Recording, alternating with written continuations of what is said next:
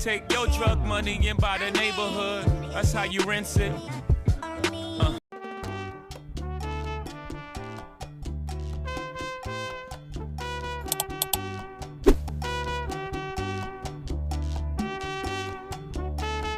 បាទជំរាបសួរបងប្អូនបាទថ្ងៃនេះយើងមានដីមួយទីតាំងនៅលើផ្លូវ20ម៉ែត្រទេតែម្ដងបាទ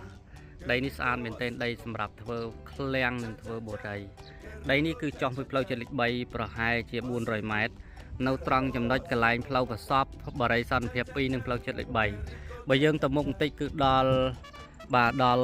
រិយាពិភពថ្មីគម្រោង3លើផ្លូវជាតិលេខ3តែយើងមកប្រចំចៅគឺយើងដល់ដីផ្លូវចុះមកមុនបាទដីនេះគឺបានជាប់ផ្លូវ20ម៉ែត្រនេះគឺបានក្បាលដីមក16ម៉ែត្រដីប្លង់រឹងណាបាទហើយដីចាក់ហើយបងប្អូនទិញធ្វើឃ្លាំងធ្វើបរិយាគឺត្រូវមែនតើជាពិសេសក្រុមហ៊ុនអីផ្សេងបងប្អូនឃើញទេដីចាក់ហើយស្មើហើយមានស្វាយ 4-5 ដើមខាងក្រោយរីកធំបាទខាងក្រោយរីកធំដីនេះទំហំសរុបគឺ9000ការ៉េបាទដីបងប្អូនទិញធ្វើបរិយាវាចូលជាមហាត់តែចាក់ដីហើយ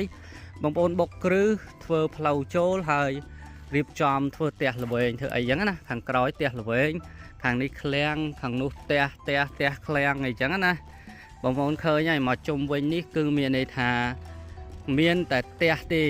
មានតែដីមានតែផ្ទះហើយឃ្លាំងទេអត់មានដីទំនេរទេបងប្អូនឃើញទេនេះឃ្លាំង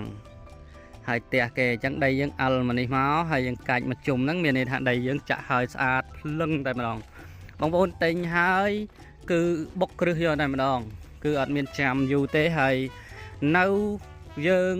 ចំណុចបរិយាសន្តិភាព2ហើយតម្លៃវិញបងប្អូនណាតម្លៃធូរថ្លៃមែនតើបាទតម្លៃធូរថ្លៃមែនតើខ្ញុំលក់ដីនៅនេះយូរឃើញថាមានតម្លៃខ្ពស់ជាងនឹងច្រើនតែចំពោះដីនេះគឺតម្លៃធូរមែនតើបាទតម្លៃធូរមែនតើហើយសំខាន់យើងទិញដីដែលចាក់ហើយស្មើស្អាតហើយស្រាច់ហើយមានទីប្រជុំជនបងប្អូនធ្វើផ្ទះលក់ធ្វើរោងចក្រធ្វើជាឃ្លាំងអីគឺមានគេជួលតែម្ដងបាទបើថាធ្វើរោងចក្រគឺ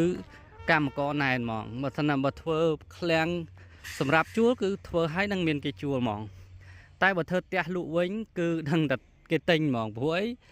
យើងគិតថាបរិយាភពថ្មីនៅមុខនៅឲ្យមមយើងនៅមុខចេះហើយបើយើងទៅផុតដីនេះទៀតឡើងកបាត់ក្រុងទី3ហើយទៅដល់ហ្នឹងឃើញគេធ្វើផ្ទះល្វែងមកកោកអញ្ចឹងដីយើងគឺនៅយើងនៅមុនណាបាទហើយបងប្អូនឃើញជាក់ស្ដែងវីដេអូមកយើងមិនចេះថាណាគឺមានន័យថាជុំវិញសិតតែផ្ទះសិតតែឃ្លាំងសិតតែបរិយាអស់ហើយហ្នឹងហើយអញ្ចឹងបងប្អូនអ្នកវិនិយោគក្នុងវិស័យអចលនទ្រព្យប្រហែលជាដឹងហើយអញ្ចឹងណាអញ្ចឹងបងប្អូនគិតថាម៉េចបើដីគ្រាន់តែវាធំតិចវា9000ការ៉េប៉ុន្តែបងប្អូនមានចំណាប់អារម្មណ៍ការសាងសង់អីបានត្រូវបាទហើយបើទិញទុកចំណេញក៏បានដែរដីនៅហាងឆេងនៅនេះគឺវាឡើងថ្លៃអស់ហើយថ្ងៃក្រោយក៏ឡើងទៀតដែរណាអរគុណច្រើនបើសិនជាចាប់អារម្មណ៍អាចអ្នកក្នុងម្លេចខ្ញុំឥឡូវអរគុណនិងសូមជម្រាបលា